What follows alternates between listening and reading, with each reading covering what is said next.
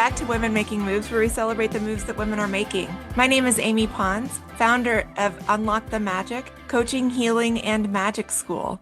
I'm joined today with Nicole Beach. Nicole is a seasoned senior corporate leader with more than 20 years of experience leading large-scale property management operations, elevating customer experience, and building high-performing teams. She has led major operational transformations, strengthened portfolio performance, and guided organizations through periods of growth and change. Nicole brings a balanced approach that blends strategic vision with hands-on execution, consistently driving improvements in efficiency, service, and overall business performance.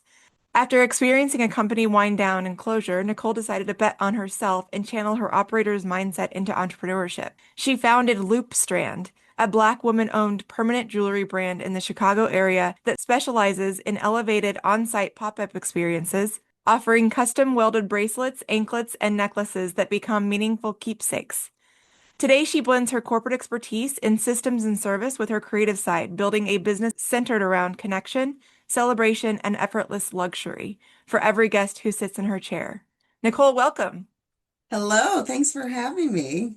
Effortless luxury. Say more about that. It kind of sounds like an oxymoron. It's funny because I had a friend tell me years ago, and it's proven to be true over and over again. She said, I'm the most low maintenance, high maintenance person she's ever met in her life, which means I like nice things, I like clean lines, but I want to make sure things are simple and easy, right? Because it's like putting makeup on, you want it to look natural. You don't want to step out of the house and look like you spent, 5 hours doing your face. So, that's that effortless there. So when I think about my permanent jewelry, it's meant to elevate your style, but really maintain the simplicity of it. So it's really effortless where it's on and you don't have to think about it anymore. It's interesting you say that because I had wanted earlier this year an aura ring because I had been having a lot of problems with my sleep as I lovingly head into perimenopause. And I just wanted to know more about it. Of course, there's a million sleep apps. My doctor suggested a sleep study, which is really expensive. And I was like, you know what? Let me look into an aura ring. And I actually wear it now instead of my diamond engagement ring, my diamond infinity band, and my diamond wedding band. It's waterproof. I mean, I can just wear it and I don't have to your point, I don't have to think about it. Hmm. And I kind of always wanted something like that because what ended up happening with my diamond rings were I never wore them. Well, now they don't fit too. They're way too big. I need to get them resized. But That's a good problem. so I love that I can, first of all, I always have a band on, which is what I now wanted, which is interesting. All these years later, do I wear my diamond rings anymore? And it's just nice to have a band, like you said. And that's what resonates for me when you talk about you just don't have to think about it. And this is, I love it now because of that. Yeah. Yeah. And I mean, it can help with fidgeting too. It can serve as like fidget ring too. So if you're thinking, because that's what I do when I start to think, I play around with my jewelry. And so, yeah, so when I got into the permanent jewelry, I was really intrigued by it. And then I also know as a traveling executive or a busy mom, where you want to have those elements a part of your wardrobe, but you may not always have the time for it. Sometimes I let my nails grow out and they get really long, and it's like there's a necklace I want to wear, but I can't put the clasp on because my nails. So it really eliminates a lot of those things, or even thinking about what type of jewelry you're going to wear. So it saves time too. That's what caught my ear when I met you. Just a few, let's see. When, Has it even been a month? oh, I think it was the first week of October. So yeah, it's been a little bit over, it's been maybe 2 months now. We're 2-month-old friends. So meeting together, we joined a photo shoot through FemForce, which if y'all don't know, it's a nationwide program, I think. They have like pop-up photo shoots and they're affordable and it's nice if you need just a few photos refresh and take it anyway. We were at this really cool place downtown Chicago, the Chicago Cultural Center. And when I first met you, we were like, oh, we vibe. And second, Immediately, within seconds. I was like, oh, you're my peeps. Okay, hi. And it was amazing. And of course, you live the furthest suburb from me ever. But, and we're both corporate veterans and we're like, oh my gosh, we have so much to talk about. When you said permanent jewelry, I was like, what in the world does that mean? I had never heard of the concept. How well is this newer? Is it because like that's why I wanted to talk with you way more about it. And we can get into all the logistics of like what makes it permanent. But yeah, is this a newer, I don't know if it's trend or, but what caught my eye, it's so beautiful. And you use the word feminine, dainty. It's this really lovely high-end jewelry that you don't have to think about. So, permanent jewelry has been around for a little bit, years. It is really trendy right now, and there's a lot of people dabbling into the permanent jewelry market, which is really exciting because it's bringing a lot of competition to the space. But I think it's also doing a lot of brand awareness of what's permanent jewelry, how long has it been out there? A lot of people are intrigued about it, but it's also allowing what we consider ourselves to be jewelry artists to really get kind of creative, to really set yourself apart, from the other permanent jewelry artists out there. But when I look at it, and I think because I have such a strong corporate background, I think of all of the opportunity that is there to build a business like this, especially a woman-owned business, to really grow it in a bunch of different areas. So I'm looking at this as a long-term solution for me because there's a lot of opportunity there and not just a trendy pop-up experience that everyone's kind of dipping their toe in right now. I see long-term value there for sure. And I kind of chuckle because as I said the words dainty and feminine, remember and I still have these on my jewelry stand upstairs, the big clunky statement jewelry. Do you remember? Yes, yes, yes, absolutely. So so is that dead? Is that gone? I think that there's a time and place for it, right? I remember having almost like a sleeve of bangles, and when I Yeah. talk, I use my hands a lot, and I would talk, and you would just hear all the click clanging, like with the bracelets. So I think that there's a time and place for it, but I also think of like the permanent jewelry it's more of like your everyday type of jewelry wear, and if you want to spice it up, then you can add in some of the more costume like I mean, jewelry. I think I'm a classic millennial, older millennial that loves a good clunky necklace once in a while. I'm like, okay, Right. let me, Yeah. let me You remember the chokers we used to wear? oh my. Let's going back in the archives. Yes. I'm like, I pause because I'm like, wait, do I own a chokers? Yeah. I I don't, think I have one. do you have one? Yeah, I think I So, I mean, and here, listen, and that's like the word trend. Listen, make hmm your own trend. Do what you want to do. Who cares, right? But there are some things that get more popular, as you said, and seems to be having a moment right now with permanent jewelry. So it's something so unique, so cool. Walk us through a little bit, literally, is it permanent? Literally. And how does that all work? Yeah, so I say the term permanent is a bit misleading, right? Like it's more semi-permanent because you can take it off at any time. And what's really interesting, because I was hearing permanent jewelry myself before I got into the business, and I remember the first time I heard it, I thought that they were like literally attaching jewelry to your skin, like almost like a tattoo type of jewelry experience. And so the term permanent is really misleading. It's semi-permanent. And what makes it different from regular jewelry? So just think of a necklace, right? And so when you want to put it on, you have a clasp, you separate it, you put it around your neck, and you close the clasp, and you can take it on and off as you choose. The difference with permanent jewelry, that clasp that is adjustable for you to take it on and off, we weld it shut. So it's just on there and you can't take it off. There's not a clasp. And so if you want to take it off, you would just have to get pliers and it cuts off really easily. But what's nice also is I personally use, 18 karat gold filled chains and a higher end sterling silver. You can keep your jewelry even once you remove it, from your body and have it rewelded in the future. So you can actually interchange styles too. I have a holiday collection, very festive with red and green. And it's like, yeah, you can put it on for the holiday season and, come and get different jewelry for the spring season. So there's a lot of versatility and I think we can have a lot of fun with this, but still enjoy the elements of permanent jewelry where, like you said, it's dainty. You can wear it for a long time. It's comfortable. And so that's pretty much what permanent jewelry is. So what if I were to, I don't want to say break it off. What if I were to use my pliers? It's at the wrong place.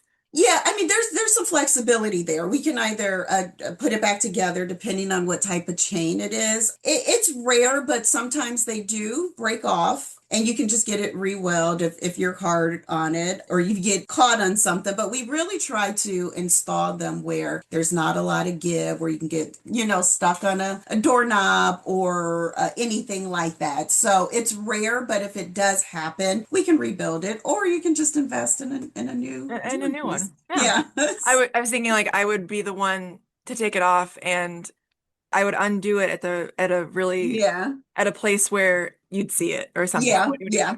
After I install, I show them where it is. Like, this is where the clasp Ah, is. And so if at any time you need to remove it, this is where you should cut. So it there we go. removes the Okay. anxiety and the guessing out of it too. Yeah, I would need that information likely. So, are you a welder?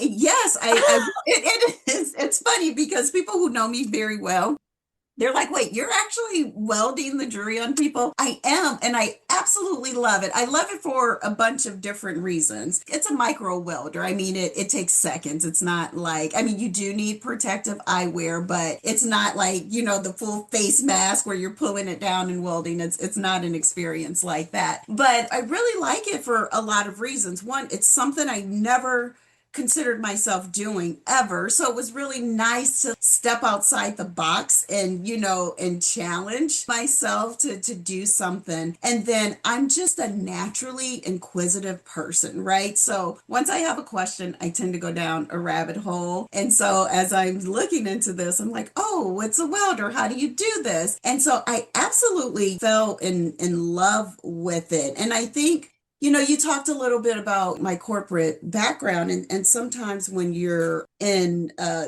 corporate world or any type of world and you're doing any type of transformation, whether it's in operations or any type of work that you do, it takes a while to see the benefit. With the welding that I do, it's nice because I get the instant gratification. I start something and I'm able to complete it, and I can look back and see the shiny new piece of jewelry on someone. So it's great.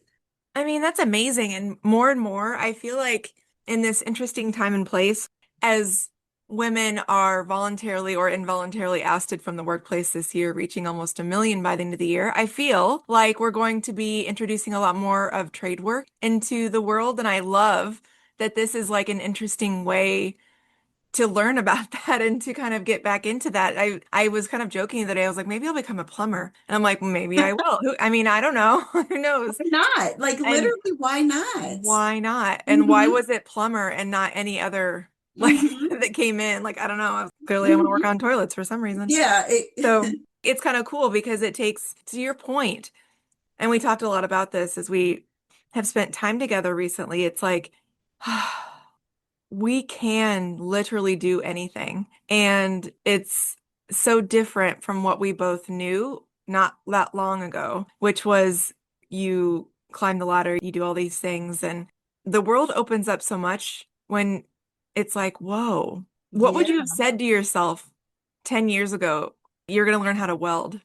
I would have laughed. Like, there's absolutely no way. Like, literally absolutely no way. But like you said, as you mature and you have certain experiences, I think you start to look at, yourself and, wonder what you're capable of, and how you can challenge yourself in different areas. But also, I also find that it's important to step out of your comfort zone. It's so easy just to get stuck and stick with what you know. And I think we all have maybe dreams or desires, but are afraid to act on them. And, you and I talked about this, like when my work situation changed, I really took that as an opportunity of, okay, at this point in my career, what do I want to do? I've always had a plan when it came to my career. Luckily, I was one of the fortunate ones when my company closed. I had plenty of notice, which it was kind of an advantage and disadvantage because I thought by the time of my ending date that I would have a solution of what my next step was going to be. Like, I've always had a plan. I did not have a plan. There was not a plan coming to me at all. And it was kind of scary. I'm like, oh, I'm type A personality. I need to know what I'm going to do next. But nothing felt natural. I just didn't feel passionate about anything. And I was in Florida on vacation and I came across a permanent jewelry stand. And The lady was super nice. I love the experience because, like you, I was intrigued by it. And so I purchased way too much permanent jewelry during that experience. But then when I came home, the experience never left me. It never left me. And so me being inquisitive, I started to Google, I started to research, and it's like, this is a really good business opportunity. So I reached out to the lady that provided my permanent jewelry in Florida, and she became, my coach. And so it was like a meeting by chance, but I don't think it was by chance, right? I think it was necessary. And then it put me on this path of this is what I want to do, and I'm really passionate about it. And I guess to go back to your original question, like, you look back 10 years, I've never considered myself to be an entrepreneur. That was a path I was never interested in. You hear people say, oh, you go in business for yourself, you don't have to report to anyone. It's actually really hard going into business for yourself. There's a lot of uncertainty. I'm a one-woman ship. I'm doing everything literally by myself, but I'm also loving it. But 10 years ago, I would have never thought that I would be building a brand because I felt like that was never in my DNA at all. So I Mm. feel like we talk ourselves out of things, or we limit our thoughts. Well, oh, that's not for me, and not even ever considering, well, if it is, what would that look like? Or what's some things you would be interested to kind of go down that path? And I challenged myself over the last 6 months asking those questions, and the answers been absolutely wonderful that I'm coming up with.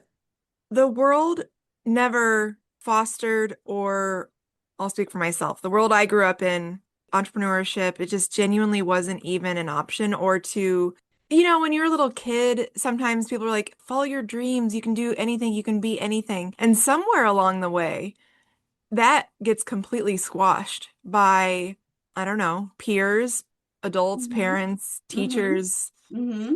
bosses. Maybe it's disenchanted adults. Yeah. With all Yeah. due respect, with all due respect, and I was one of those disenchanted adults that are like, no, here's the reality. You have bills to pay and you've got to get a job. Well, what if more than one thing can be true? Because I Mm-hmm. tell you what, and you and I've talked about this, your job situation changing, the way that mine changed, and the Florida trip, everything that has unfolded for us has never been by chance, has never been by coincidence. It's been nudging us more toward what our soul was meant to feel here. And whether or not you make permanent jewelry the rest of your life, you're likely going to be a business developer, business owner the rest of your life, creating and developing new ideas all the time and Mm-hmm. doing new things. So I think people can also get stuck. And I love you to you disenchanted adults. You get stuck in thinking like, oh, well, if I go out on my own and it doesn't work out, then that's it, which is actually not the case. Actually, I find the most beautiful part about being a business owner, I can always iterate or create or do something different or new. And I think that's the hidden gem that no one talks about enough. Mm-hmm. Mm-hmm. Is it hard as hell? Yeah. Okay. Mm-hmm. Yes. Mm-hmm. And isn't And it cool? scary. Yeah. Is it and It's frightening. scary? Yeah. Like genuinely, I don't know where my paycheck is coming from. Like I don't know where my income is coming from this month. Mm-hmm. I just don't know. No idea. Mm-hmm. Mm-hmm. But I know it's coming. I just don't You know know it's how and coming, when. right? And you're capable of Yeah. it, right? And Yeah. so, I also think about that too, like with the job market, the way it is. I mean, there are a lot of people really needing jobs right now. And I just feel very fortunate that I was able to kind of create a path for myself to go out and grab some income. And when you start to see the beauty in that, where like you said, like you don't know where your income's coming from this month, but you know that you have to put 100% of what you do into it, and if you do that, you will have income coming in this month. So I think that there's beauty there. It's scary, but our dreams don't work unless we do, and you have to apply yourself 100% of the time when you're a business owner. Well, and I don't feel 100% every day, all day. Like I will take a beat if I need, if I'm like, okay, Absolutely. I Yeah. am forcing myself to do something right now. And this is not the vibe. This is not the energy of which abundance is created. And so you bring up such an important point, which is like having trust and faith in yourself and saying, what do I have capacity for? And you're absolutely right. I talk about this a lot as an energy coach. We're a soul having a human experience. And when we start to move toward our soul and our soul's mission, there's still a physical will, the human part. You still got to human it. We're not just a soul. So I could sit here and dream so big. And if I don't do anything physical to match that dream, it Like, will not mm-hmm, happen. So mm-hmm, it's got to be both. It's like a both and. And there are a lot of amazing, incredible soul, heart, witchy entrepreneurs out there that only live in the cosmos. And they do live in a world where it's hard for them to get anything done because that other element is a little bit more challenging. So mm-hmm. there's always that balance when I feel myself too in the clouds and not in a bad way, like literally in the cosmos. I will be like, okay, let me touch some grass. Let me remind myself that I'm a human. And then when I get so into the human, I'll go up and visit the cosmos and be like, all right, let's get a little bit of levity here and just it gets to be both. So Yeah, it is. There's a level of discipline that comes in to play too. But I'm the same way. I mean, some days are hard, but I try to once again apply what I would normally apply, my 8 to 5 to my business, where these are the things I have to accomplish today, right? And I'm not going to walk away from my computer until I accomplish these 5 things. So I look at it like that. But also when I'm in the clouds and the cosmos, which we need that, I love to journal. And so I'll grab my phone and I'm jotting down those ideas so they're not just lost. And then I feel like for me personally, that helps bring me back to earth because like, oh, I have all these ideas. And then my business mind kicks in and it's like, okay, how do we structure this? How do we organize this? So I've been able to balance that, or I'm trying to balance. I don't have it all figured out with using those tools. yeah, and like you, I am so, so, so grateful that I am now 3 years almost into business in this time and space where it's a fact that there are actually more people looking for a job than there are jobs. So Mhm. logistically, God, what do we do with that? So I'm with you. I'm so grateful that I chose me 3 years ago and that I have something that I have developed from scratch Yeah. and it's up and running at this point. Yeah. Yeah. So that's incredible. And I think one of the things, Nicole, I'm already from this conversation, I'm getting pings from the collective asking you and me, okay, ladies, okay, would you have ever done these had your job situation, your 9 to 5's not changed?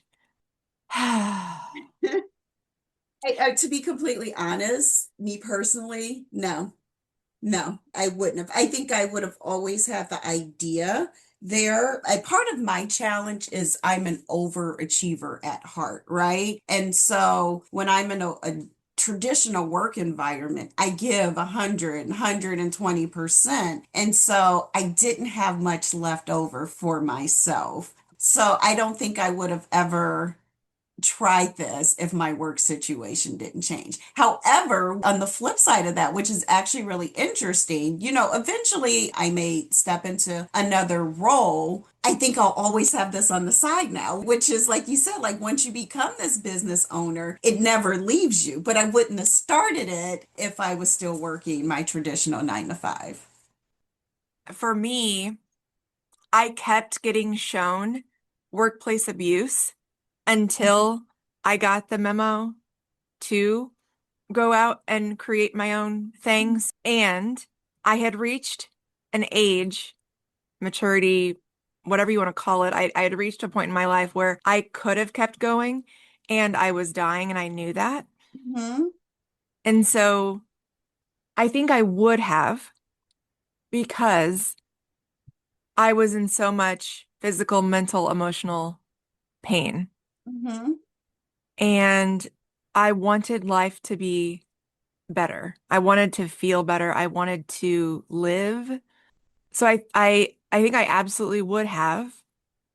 And what the universe awesomely mirrored back to me was continually not giving me different opportunities because I was trying. I was trying to get out of that specific role and It just wasn't working. and it was Mhm. That wasn't your And path. it was not. So I'm feeling this weight of the collective asking us, would you do this? Okay. But also, and hearing you say that you wouldn't have, me saying I would have, regardless, by any degree, especially in this climate, in this time and space, if you can reclaim on any degree your autonomy, your agency, your free will, your magic, your power, aren't you worth it Mm-hmm. to not let somebody else be in charge Mm-hmm. of your Mm-hmm. fate? Yeah. And it's so freeing. And I think that that's what I learned is, my last two jobs both ended in layoffs. And so you get to the point, like you said, where it's like, I want to be in control of my destiny. I want to control what's going to happen to me in the future instead of showing up and working really hard, but ending up in situations where you don't know where your income's going to come in, right? And it's different when you work for yourself because you're capable. You can do something next week. You can come up with a bright idea, do something next week, and there's income there. And so it is so freeing and powerful when you feel like you're in complete control of your destiny here. Control, yet no control. Yeah, but no control, right? Yes, yes, exactly. It's that old adage, whoever you subscribe to, God, source, universe, creator, whatever, whomever, but tell God your plan or if you want to make them laugh, tell them your plans. Yeah. It's that vibe all day, every day, but it's again, it's just knowing. Like Hmm. there's this energy that I have inside me. Mine is from my solar plexus, which is my truth center. It's this knowing so deep in me that I am on the path for me. And all my job is to do is to trust, well, and to do some things, of course. But like my job is to trust that and to know that I'm always going to be placed with other energies that are going to be a match for me, that are going to be able to see me through or to propel me to the next. And I'll give everyone an example if you're not sure what we're talking about as to create. When I started my business, I was offering marketing consulting. I don't even do that anymore. And now I offer many coaching, healing services, and I opened up a magic school and this podcast. Those are all things that came way later. So that's the trust in knowing that you are on the right path and then just being able to allow yourself to create and iterate as you go. So, Yeah, absolutely. But I think it also goes back to everything happens for a reason, right? So when you start your marketing consultant, other doors open, you see other opportunities. It's like, oh, I'm doing this consulting, but there's other opportunities here, or this is what I learned from this experience that I'm going to bring it into my new venture. So I've always felt like that. Like all of our experiences were meant to lead us in the direction. It may seem odd at the time, but also necessary. So I'm sure that there's some things that you learned, good or bad, during your marketing consulting that you're utilizing today within your other ventures. oh, I mean, yeah, let's talk about something fun that I learned and an opportunity that came up from that. My very first client as a marketing consultant was for beautiful Camp Chateau, which is a women's summer camp in the south of France in a castle. And I worked on their marketing Mhm. early days and I got to go there. That was an opportunity I never dreamt of. And that's an opportunity that opened up because I did marketing consulting. The Yeah. the fun thing that I kind of chuckle at, and I'm like, oh, Amy, you're so cute. Like out of the gate, when I would propose clients, oh gosh, I was fully expecting to make my corporate salary. And so those are the price points that I was pitching to these new clients. And they're like, yeah, You don't no. have that name backing you anymore. So, yes. Well, but also I was going to these smaller entities that they don't have that budget. Yeah. Oh, it was so cute. She's precious. Oh, newer entrepreneur That's Amy. your So worth. I mean, you of have to course, give it to yourself where you're like, I am worth this and I'm going to try to get it. but baby entrepreneur Amy is so precious. She's just precious. So yeah, you're right. And let's talk about that for a second. A lot of people hate the saying, everything happens for a reason. To unpack that a little bit, I love it. I've always said that. And there's an and for me. everything happens for a reason, and you still have free will as a human.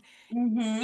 You can tell that reason to go pound sand Mm-hmm. and do your free will as a human, and that everything happens for a reason is going to come right back around Mm-hmm. and get louder or more Mm-hmm. uncomfortable the more that you tell it to pound sand. So Mm-hmm. everyone's like, okay, so everything is already laid out in front of us in life. I'm like, not necessarily the how, the what, the when, but the blueprint, the reason your soul came here in this exact time and space, there is an expansion of some sort that your soul is trying to reach. And again, as a human, you can either ignore all that and do your own thing and not do your soul's mission. And that's Mm-hmm. another conversation. But you still have free will, but Mm-hmm. everything is going to happen exactly as it's meant to. Yeah, and I agree with that. I think like sometimes fight it or we resist it. Mhm.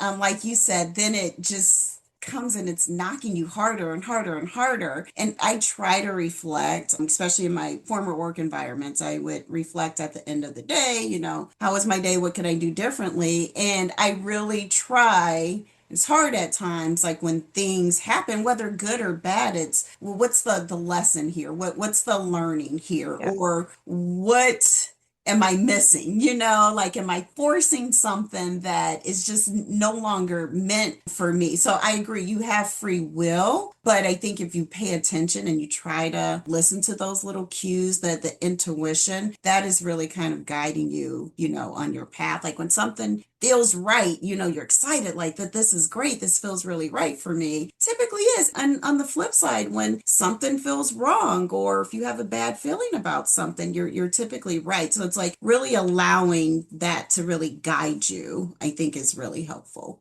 That's the piece for sure. And what's hard as humans is we want to attach the labels good and bad to everything that happens. And Yep. what if you're able to detach from the good and bad a little bit and say, like, okay, cool, this didn't feel great. Is there something here that was trying to get my attention? I Um, love that. Hmm. because when tragedy strikes, we never want to think that that happens for a reason, Hmm. but it actually does. And it's asking you to assess something. So, Hmm.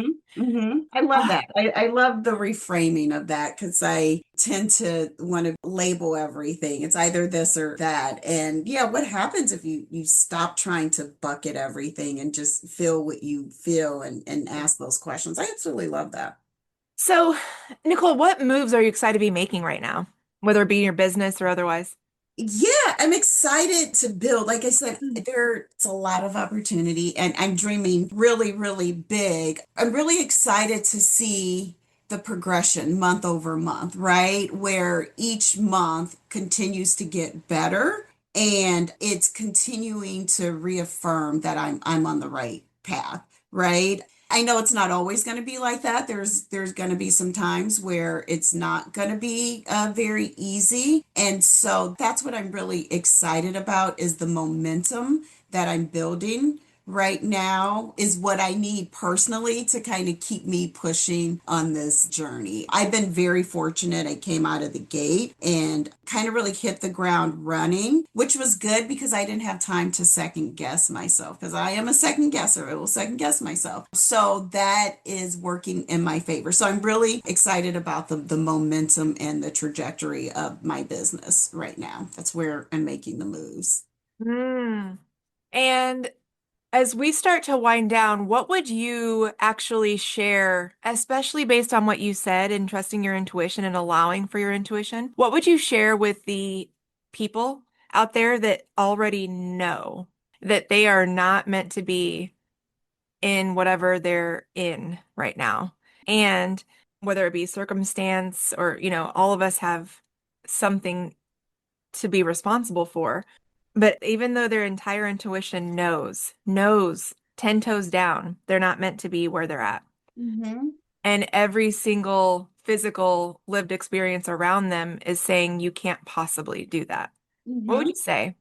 Yeah, I kind of go back to what you touched on, like when you're little, it's like you can do and you can be whatever you want. And over time that erodes. And I have to check myself with this too. A lot of it is the self-doubt that we place in ourselves and the limitations that we place on ourselves. And it's that negative self-talk that always happens. I say make a plan because it's scary when it's in your head. What is this? No, I can't do it. People around you are telling you you can't do it. Make a plan and make it happen. And something that I'm practicing that's fairly new for me, which I felt like it was always the opposite before, where it's like you communicate your goals because you have accountability partners and your friends. But I'm finding for me personally that it helps if I keep those a little more closer to the chest because I not impacted by the opinions and unsolicited advice of others. So that would also be my recommendation is keep things to yourself because in addition to your limiting thoughts, other people can also put self-doubt into you as well.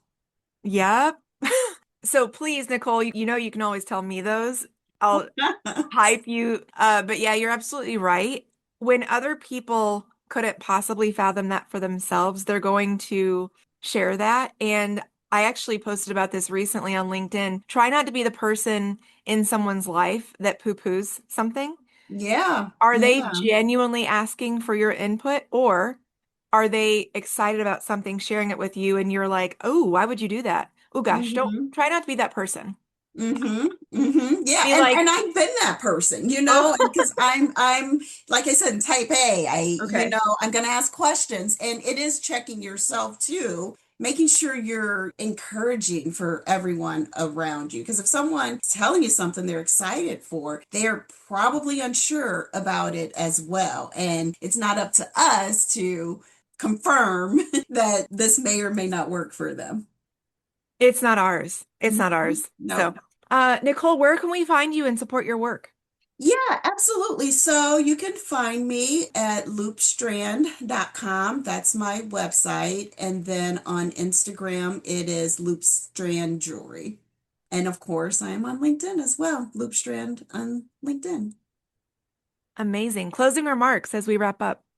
This has been great. Like I told you when we first met, your energy is amazing. We felt that initially. But when we also had lunch, I told you this via text, a couple weeks ago, came back really fired up. I booked, what was it, 4 or 5 events, after experiencing your energy. So I love what you're doing here. And I think that what you're doing also just gives confirmation to other women that it's okay to act on what you're feeling. So it's been a pleasure because I'm going down that journey and I'm loving it right now. Thank you so much, Nicole. Thank you.